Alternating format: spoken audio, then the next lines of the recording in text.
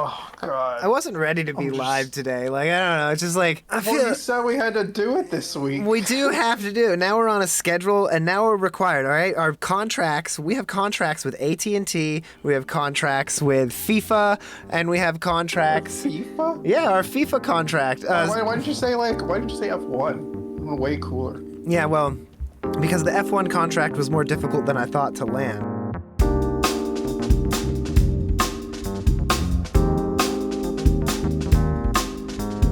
You've got me in charge of trying to hit all these, heavy-hitting companies just to keep the last save point above water. And so I'm just taking what we can get. We have an underground train we got to take care of. And it's cost you your sobriety, hasn't it? You had to turn in your chip. I did. Your 20-day chip. I did. I don't know if it's on the podcast or if we mentioned it in some of the Let's Plays, but I'm no longer sober. I went full in today. Mega Stone to the max 4,000. That's what I am. I'm like a robot that runs on marijuana. So just like before. So just July. You're just back to July. Yeah. Back to, normal functioning. Modus operandi, as they say. So we'll see how long this 5 videos a week lasts now. I'm also starting school, which is like a big part of like where my free time is going to be going is doing projects instead of for YouTube. I'm doing them for school. You're basically doing high school plus, Chris. It's not that hard. Still, even so, I got a math course this time, and I am not a fan of math. Yeah, I have a math course. I hate math. I could do your entire math homework in like a weekend. Are you offering? No. No, I would You're not never. gonna learn anything. I don't want to learn. I just want to get it done. God. Well, the fastest way to get it done is to learn it. Well, you know what? I don't like your cylindrical logic. I feel like I'm trapped in a glass tube, a glass jar, so to speak. A mason jar, even. And then just liquid is filling in around you. No. And then I look over and Rainbow Dash is there, and I'm like, what are you doing here? She's like, first time. All right, welcome to the podcast, everyone. This is... yeah, it went a little too far. Yeah, I mean, we were like implying I was trying to imply it, and then you weren't implying it anymore. Yeah, I definitely stopped implying that entirely. Welcome, everybody, to the TLSP podcast. Or the TLS podcast? Whatever. It's still the P3. Technically, it's still the P3cast because it's Poster Ghost and Piro's podcast P3. Oh yeah. So welcome to the P3cast. What do we call them when other people get on there? They're guests. They just call them guests. P3 Plus podcast. Oh, I like it. P3 Plus. P3. I was gonna say beta because it's not the alpha version, but I don't like that. I don't want to be betas. No. You see what you should do is like there should be like an animation where when we have a guest, when the guest comes on, the P3 changes to a 4. Oh yeah. Or a plus to the 3. I thought because plus is even. That's not a bad idea. It's a third P, so it's like P4. I'm just saying. These wealth of ideas. Well, I think our first guest is going to be Shaquille O'Neal, right? We have him lined up. Shaquille? Well, yes, that's his government name, but yeah. When he went to Hollywood, people weren't calling him Shaquille. We'll talk about that on the Shaquille O'Neal podcast. I thought we were gonna have the chicken bitch. No, podcast. That's when we get James Gunn, so we can pitch our script to him. We got to get James Gunn on here first. I thought it was what's her name from Hunger Games. Katniss. No, the other one. I don't know. That's the only one I know from Hunger Games. The one who directed Cocaine Bear. Oh, Elizabeth Banks. Yeah, don't we need to get Elizabeth Banks? She's the one who sounds like she can make chicken bitch. I definitely think she'd be easier to get. Well, I don't know. James Gunn might be the guy who'd be like, yeah, and he's, his DC run isn't doing very good. If you look over a Blue Beetle. No, I refuse to do that. I refuse to look over even in its direction a little bit. You think maybe we should get to it then? Yeah, might as well. If we're talking, we're rambling for a little bit longer. We're already talking about movies, so we might as well talk about movies. It's fall. The weather is changing. Well, at least it is for me. How's the weather over there in California? Well, that hurricane's supposed to hit Southern California. It rained a little bit last night, and the sun's supposed to be out the whole rest of the week. But I'm in the northern part of the state. So are you, Meanwhile, Juliana's about to get taken to Pound Town down there, so she's kind of told me. nah, she'll be fine. She's been in Florida during hurricanes. She's gonna be like, everyone's gonna be panicking and buying shit, and she'll be fine. She'll be like, look at all these dummies. Like I asked her too. I was like, "So did you go get the water and stuff?" She's like, "Oh man, we haven't even done that." I was like, "Oh, you guys are fucked." They'll be fine. Then watch, it's gonna really not be fine. Like, it's gonna take out infrastructure. California's so overpopulated, they can't fucking do anything about it. Everybody's down there. All those major cities. Exactly. The Sodom and Gomorrah of California down there. Oh god, LA just becomes fucking Escape from LA in like a month. No, it's just Twisted Metal. It's Yeah. just Twisted Metal town. Man, we've had like 2 really good chances for what is it? Transitions. Do you want to talk about movies or TV first? Well, we can talk about Twisted Metal. It's fine. I liked Twisted Metal. Did you like Twisted Metal? I thought it was pretty hokey. Yeah, okay, I'll rescind what I just said and I'll take it back and say I liked Twisted Metal because it grew on me. At first, it was a really tough watch.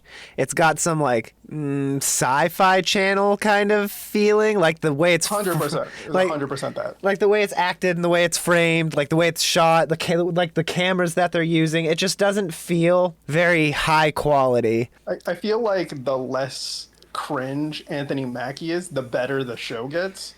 It's tough though because like even the ancillary characters are kind of cringe. Like Quiet is all right, but it might be because she doesn't talk much. She's just kind of like a badass girl trope. But like even all the other ancillary characters, like Sweet Tooth. The guy who's playing Sweet Tooth? I can't remember. I know it's the guy from Arrested Development. I can't remember his name. But yeah, it's BoJack. Yeah, his voice was very very detached from the character. I felt like it was very funny. Yeah. Because, like, you could see the guy who's actually playing him doing the lines under the mask, because you see his face moving. Yeah, yeah. But, like, that's not your voice. He's a wrestler. What, Jay something Big Samo or something like that? Oh, I don't... Not even close. I know, he's a wrestler. That's what I know. He did a great job as, like, a character actor, I think. And, okay, the cop was cringe. The frickin'... Oh, it's Will Arnett. Will Arnett, that's his name. But, yeah, the cop guy was cringe. Oh, it's Samoa Joe. The girl at the what was it? The milkman place. See, I was close. Brooklyn. When I said Joe Samo, I was really that close. Show's called. Brooklyn 911, 911. Isn't it? Is it 99? I don't know. We're getting really off track now, though. Anyway, Twisted Metal.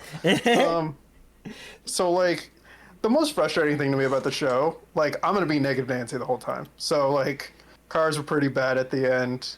The CG at the end was pretty bad. Yeah. And it all took place during the day at the end. I was like, why is there nothing at night? When I think of Twisted Metal, I think the fight's happening at night. Yeah, I mean, it was definitely, like, if you're going to be negative, I got to do the devil's advocate and be like, well, they're definitely building up to the second season. Like, if anything, this was, like, a prelude to the actual Twisted Metal because, you know, they introduced... I forgot the name of the big boss guy who grants all the wishes, you know, who they delivered the ice cream from. And the Wizard of Oz guy? Yeah, yeah. And then they introduced all of the other kind of like ancillary characters by giving them backstory and saying they were going to be in the Twisted Metal tournament. So I don't know. I think it was interesting. It was an interesting take on the IP. And they tried. I don't think they didn't try.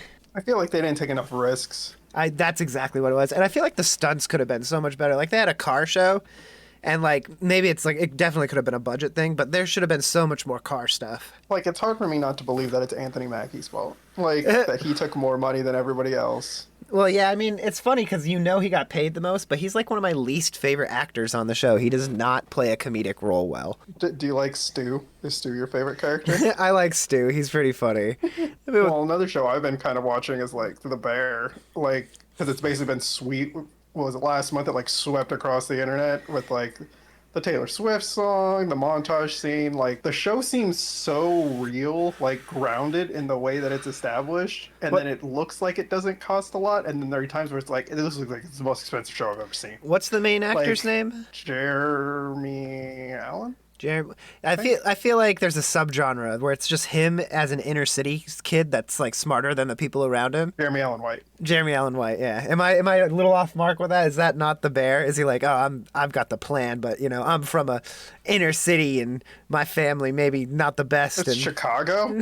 I don't know. I'm just saying inner city because I've heard that. You've only seen him in two things, and that's I have. I see him in Shameless, and that's all I think. He plays both characters very real, kind of aggressive, but like at the same time understanding. Mm-hmm. I feel like they do so much to establish all these characters, and it seems very real. Like they humanize them way more than most other shows do, and I think it gets you invested in them.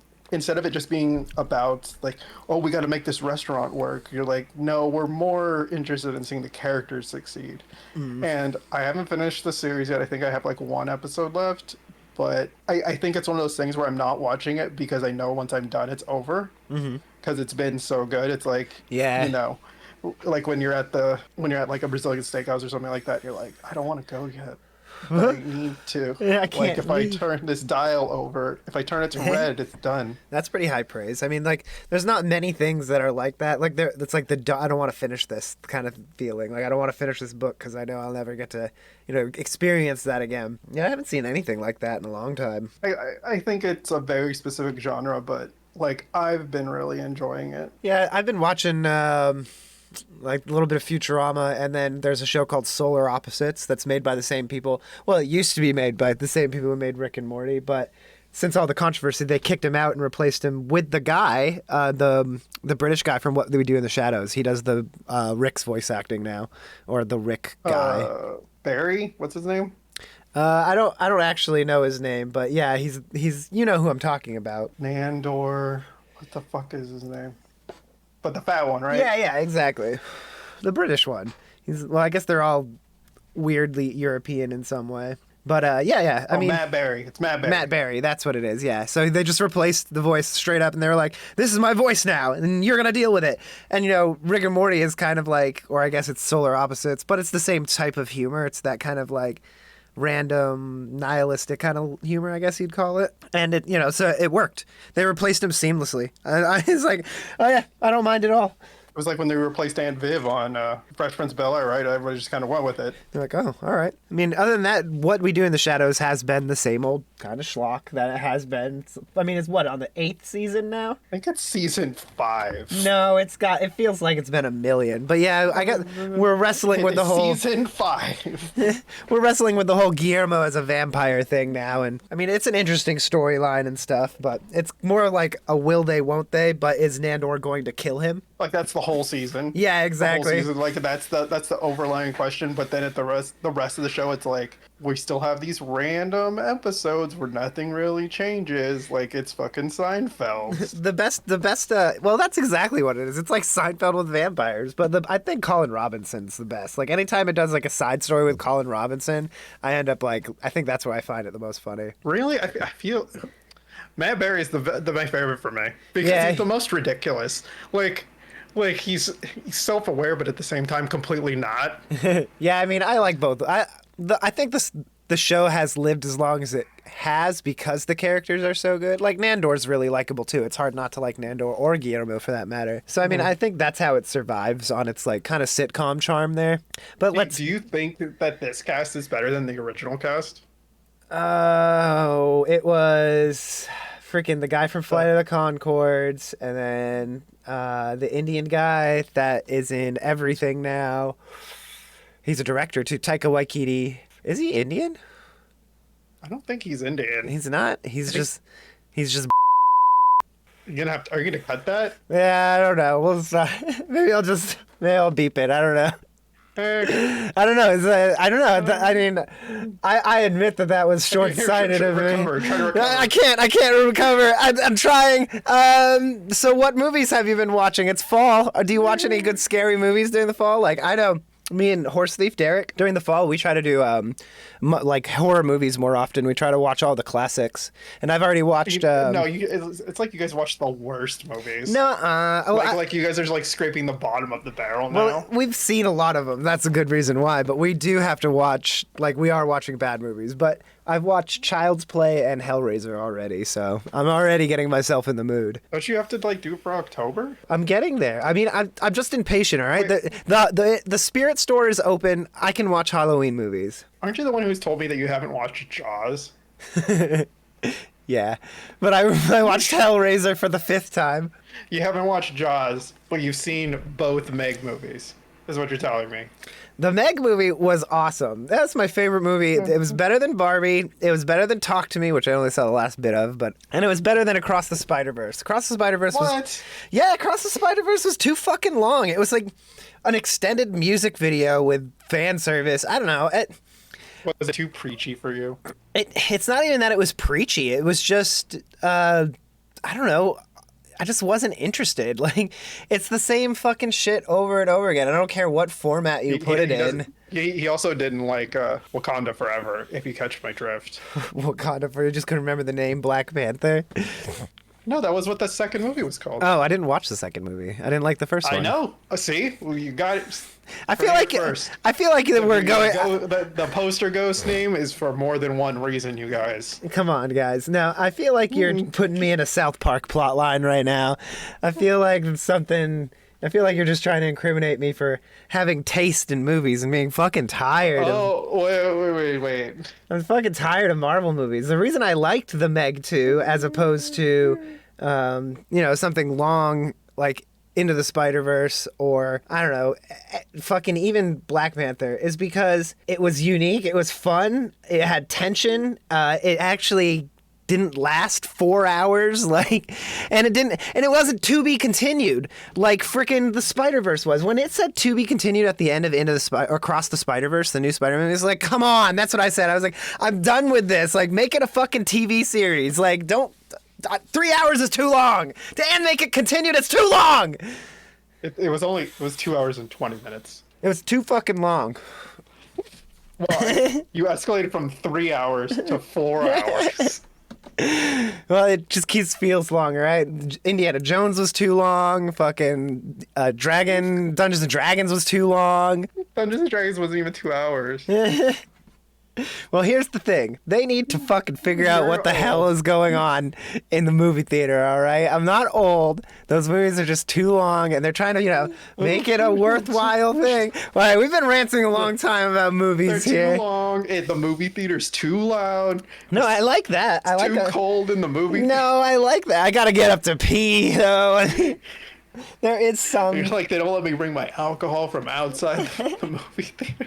Oh man, no, I mean I didn't go to the movies as much this month. I saw Meg 2 in theaters. I saw half of Talk to Me by accident, and I saw all of Barbie, which I was gonna do the Barbenheimer thing, but then I just never saw Oppenheimer because I heard reviews about it, and I was like, you know what? I don't think I need to see a 3-hour historical documentary with like 4 sex scenes in it. That just doesn't seem like something that I want, or maybe a sex scene. I don't know if it had 4, but I know it had sex scene in it. Oh, and I did watch a movie. I watched Super Mario Brothers. Oh, yeah. That movie's bad. I like how you're like, you're old, and then you're like, Super Mario's bad. I bet if I asked a 7-year-old if the Super Mario movie was good, he'd be like, hell yeah, I fucking love that shit, dog. But that's who that movie's for. That movie is not the one with John Leguizamo in it. Yeah. Well, I watched the one with John Leguizamo. That one's like a little too oddly sexually charged at points. Like when he's like dancing with the Birdo character that has the jump shoes, the big black lady. Mm-hmm. Oh man, dude. Like it is like way too sexually charged for a kid's movie. And you're like Bob Hoskins and John Leguizamo. You guys are doing God's work on this movie. And Dennis Hopper, right? Yeah, it's Dennis Hopper. And Dennis Hopper, yeah, exactly. It's actually a good movie too. Like the sets are really neat. It's creatively designed. It's definitely that Demolition Man era. Exactly. It looks like they reused and The Running Man. Yeah, like all those movies. Exactly. I don't know. That's a great one though. But the new Super Mario movie is definitely made for kids. And I'm gonna say the thing I've said 500 times. all that It's fucking too money. No, all that fucking money, and they did not hire a goddamn writer for that Super Mario movie. They just had people, they had an algorithm pump out, like, how can we make this script the most efficient way to pump out the most fan service? There wasn't even like a game timed at the same time. Like, where were they cashing in? Like, I don't understand. I don't know. They're cashing in on the fact that now that they can franchise Super Mario as a... Yeah, I don't know where they're cashing in on that. I don't know. It's just weird. And then the little star guy that says like the really creepy stuff about Literally, death. Yeah. every adult's favorite character. I don't know. That movie was wild. You know, you got to watch a real movie like Yojimbo. All right, Yojimbo Is that like a blaxploitation movie? Yojimbo. It's an old black and white samurai movie. I mean, it's a black and white samurai movie. What the fuck do you expect? It was good, but it's like that's the opposite of short and slow, and then long and slow is, I don't know. Like I'm too stoned to try to tell you the difference between fucking Yojimbo and Across the Spider-Verse and all of those movies right now. But you know, great transition, right? Like, well, why don't we talk about the games we've been playing? I mean, what have you kind of been playing? I don't know. I really haven't been playing much. I've been so fucking busy with editing the podcast, and I've been trying to get together for the collection reflection. So I you know, have to get a gimbal, and then I have to get some props and stuff. Like I went to the flea market and I went around. I looked for some broken video game systems to use for props. And, you know, like I've been focusing on other things. So I played a little bit of City Skylines. I've been playing the original Tomb Raider remake that they put out for PC. What else have I been playing? And some Hollow Knight. I think that's all about it out, though, honestly. I haven't been playing much. I mean, have you been enjoying any of it? Not really. I mean, I still play Magic the Gathering every day. I've been enjoying that a little bit more than anything. You've been mostly just filling time. Yeah, I made an orc deck, so I've been playing the orc deck. Mm-hmm. It's pretty good. My time waster game has been Halls of Torment lately. Like I saw some people recommending it. I was listening to Dropped Frames, and they were talking about it like a few weeks ago, and it was on sale during the Steam sale. I bought it. It's like a bullet heaven and hell game because you're doing a lot of dodging and output of stuff, right? Yeah, it's like a lower level.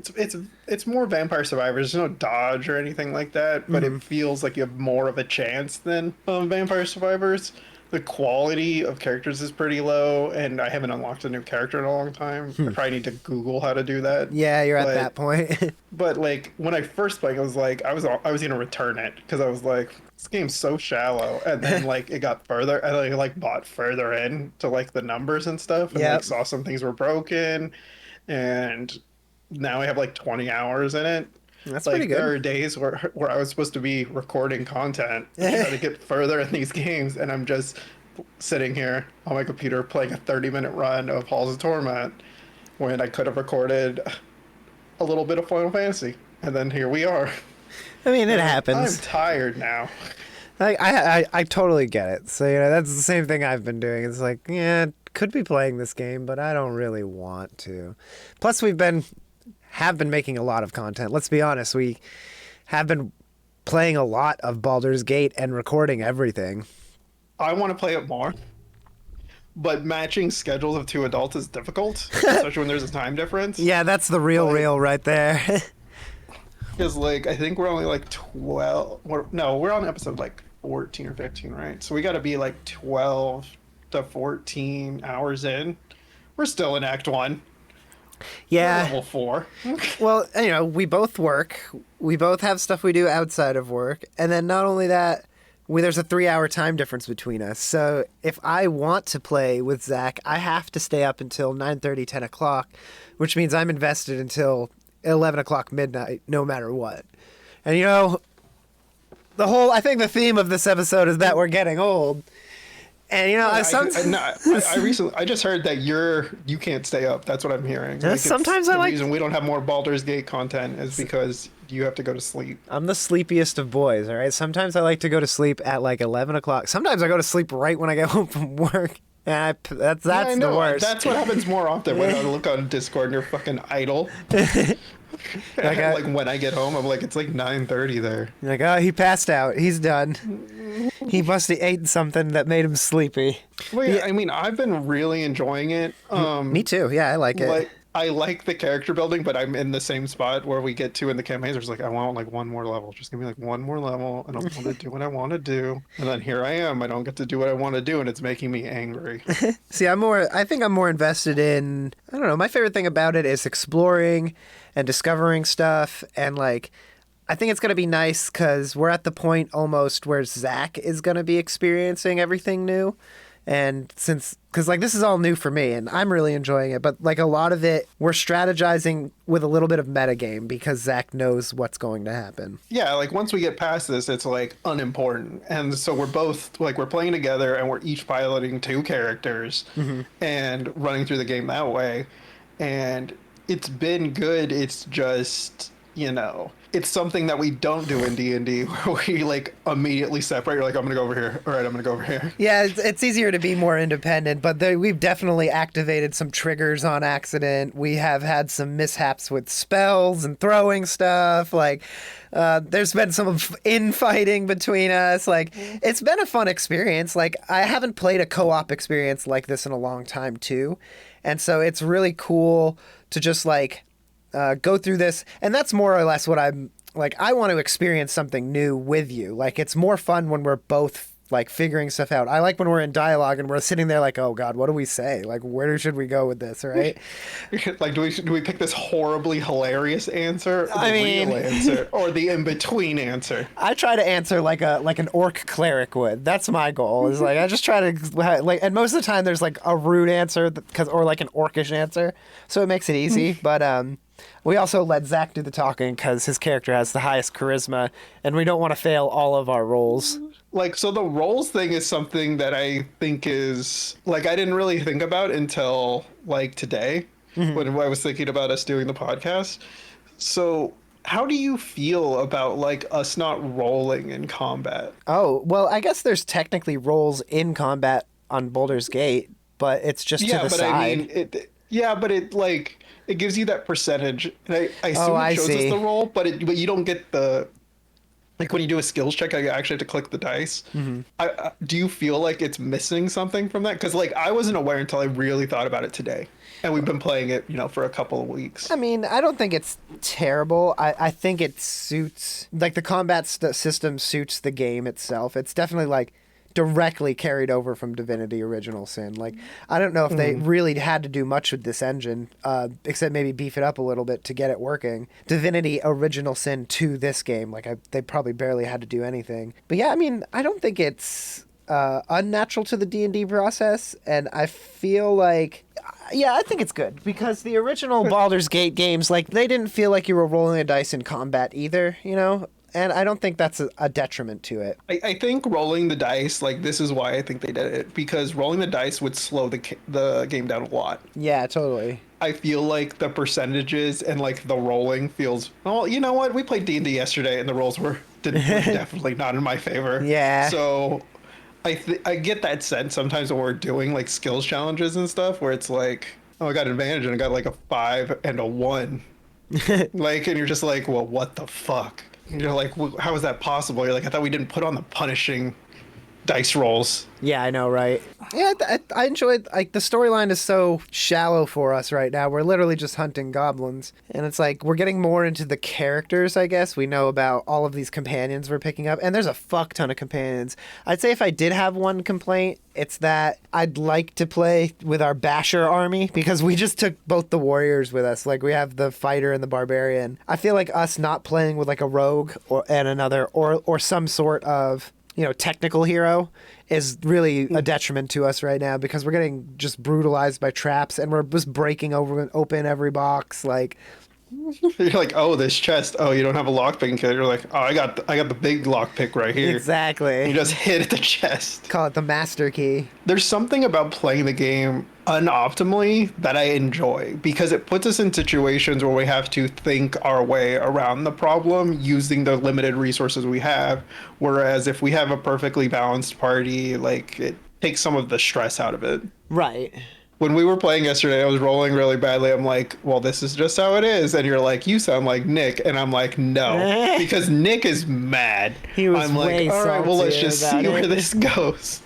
And I'm just like, well, I mean, it's frustrating, but I'm like, all right, well, we'll just see where this goes. And so for me, getting that tension and the difficulty is interesting to me because Right. it's like, all right, how do we get out of this? Like, how do we skirt the edge of the fight?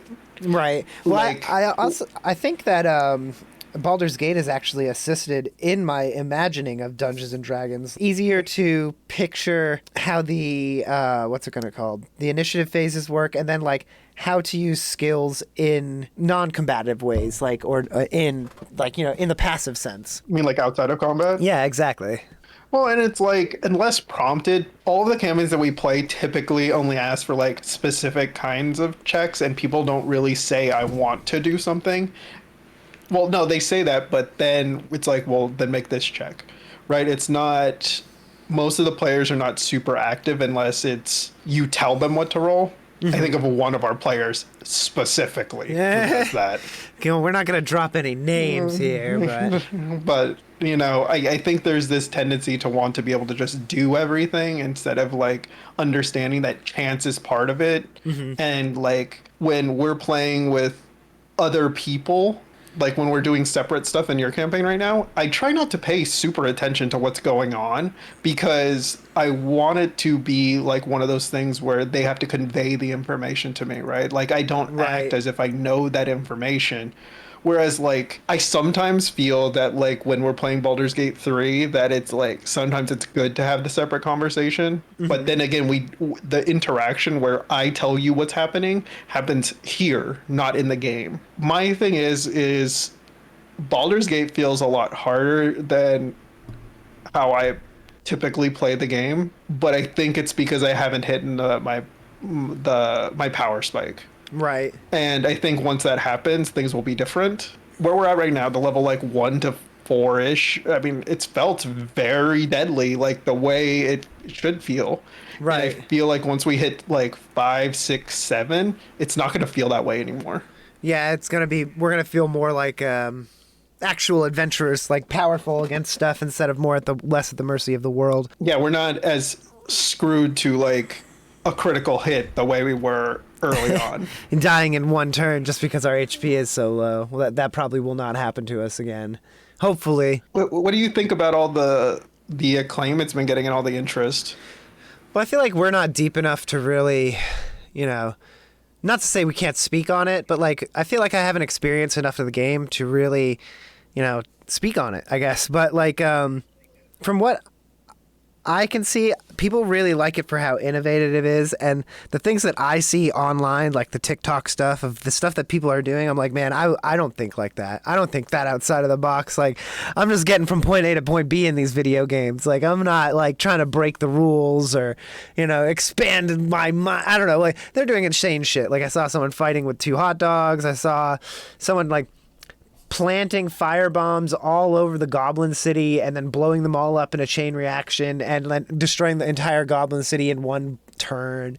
Like, it's the kind of innovation that you'd want out of your D&D players, but it's like having a unicorn in your party. It's like we're not fucking playing with Matt Mercer and the crew.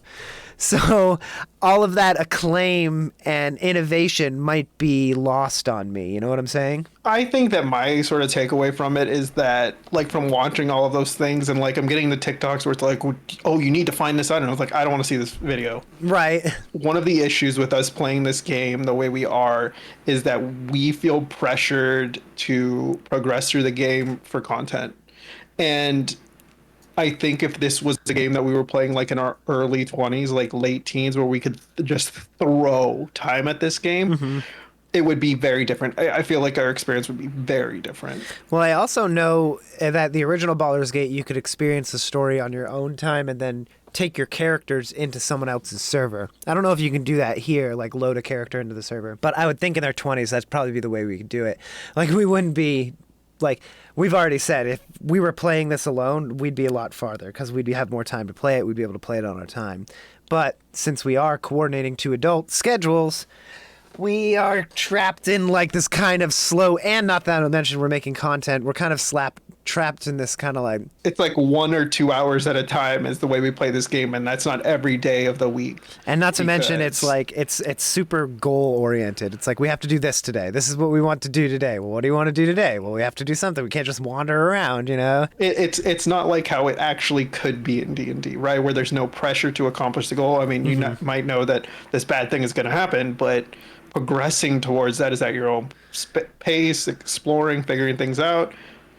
Super different. I feel like since it's a video game, the exploration and therefore progression of the story and character has to be tied to leveling up. And so you end up in this thing where it's like, no matter what, whether or not you want to progress the story, no matter what you want to level up your character, like so combat and, you know, story it's all going to be tied together. It's not like you can experience one without the other while we play Baldur's Gate on the computer, but playing Dungeons and Dragons in the like actual Dungeons and Dragons, we can experience it however we want. The progression isn't as linear. Well, and I feel like the system is very open. There's a lot of things we can do, but in terms of exploration of areas, we're limited by the narrative and the game itself. Yeah, like it's not completely open-ended, and I know from what I had heard there were no plans to like make like a sandbox so people could build their own content into it. That'd be cool. Like let people dungeon master essentially their own campaigns. From what I understand, there were not plans to do that.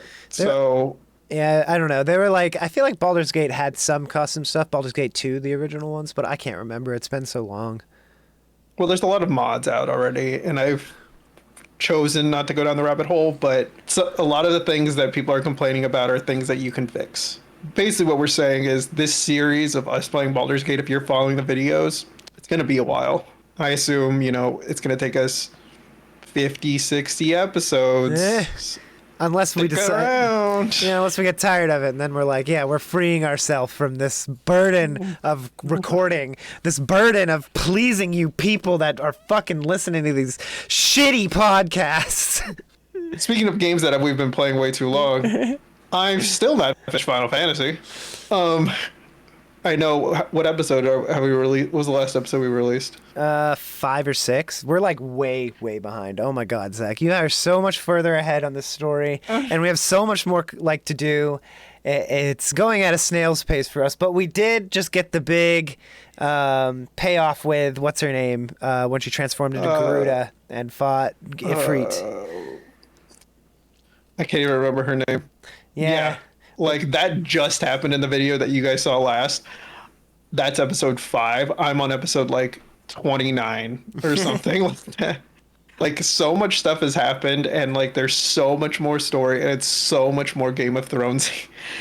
Like the further you go, the more Game of Thrones it is, and it is just so much. And I'm like, I literally recorded a video last night. It was straight up just me doing the side quest and then like doing a hunt, and that was enough time for a video. I was like, well, I was gonna play longer, but I gotta stop, I guess. Well, what do you think of the story so far? Are you enjoying it? Is it like you have to give it a rating, like on the Final Fantasy scale, better than worse, not as good as then, you know, like better than 8, not as good as 7, you know, better than 9, not as good as 8, whatever, you know, something like that. I feel like the main characters are not written super well, and sometimes the lines are not really good, but you can kind of empathize with the character, so it has that redemption part of it. Like when I think of Clive and him being an MC, like he has to be a very much a certain way. Like he's struggling with the guilt of what happened to his brother. He's trying to change things in the world now, and like the burdens that have been placed on him by important people in his life. So typical MC kind of character in Final Fantasy. I think the side quests and stuff don't really add much to like the character development. They're more like, oh, we need this thing, and it's not, oh, you did this for us, thanks, like it's a whole town or something like that. Like you don't get that feeling of changing the world that much. You're just running errands basically for the side quest to make your characters better or get a piece of equipment. Yeah, like I straight up, you did a quest where like it just made my potions better. You're like, cool. Well, this could have been integrated into the story, but I guess that's not how gaming works anymore. Well, I will tell you a small spoils. I just got the ability to block. So That's so wild. Oh man. it's really good. Yeah, it's worth it, huh? It is. Like, I'm still dodging, but the block that they gave you is really good. Oh, that's pretty cool. So I think that they're still changing things, and you can only have 3 icons active at once. So once you get more than 3, you kind of have to pick which ones you are good and have to take certain ones away. It's like Devil May Cry. You have to pick which ones you're gonna chain between, basically. Yeah, your damage up goes out a lot, but like they get released in a certain order, so you already have like points in those ones already, so it's like you can refund them, but I haven't. Because it's like, well, I never know if I'm gonna need these again. Yeah. So like I think it's finally getting to the Final Fantasy point where I'm having to pay attention more to those things, but the equipment menuing stuff doesn't really happen that often. Well, I mean, definitely stick in. We're definitely going to keep playing those games. We've got more stuff, more content coming on the way. Hopefully some live action stuff whenever I get to that, now that school's starting. Definitely some more reacts, some more Let's Plays. We got our Retronomicon. We got Only Up. We got Final Fantasy. We might finish Resident Evil next month. You might see the end of Resident Evil next month. But until then, stick around. Thanks for tuning in, and we'll see you on the next podcast. And here's hoping you haven't seen your last save point.